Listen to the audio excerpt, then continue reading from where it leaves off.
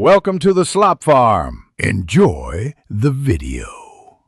In this video, I will show how to change wiper blades on Mini Cooper S, updated. Start by lifting the wiper arms away from the glass and supporting them safely to prevent snapping back.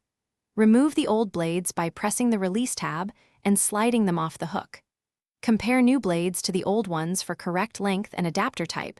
For the front blades, lift each arm gently into service position and support it with one hand. Press the small release tab on the blade connector and slide the blade down and off the hook. Inspect the arm and pivot for corrosion or grime, then align the new blade adapter, slide it onto the hook until it clicks, and lower the arm back onto the windshield carefully. The rear blade uses a different connector, so fold the hatch down for easy access and lay a towel under the arm. Hold the arm steady, press the release, and pull the old blade away from the motor shaft. Fit the new blade onto the adapter until it clicks, then test the rear wiper with a quick sweep to confirm proper seating and clearance.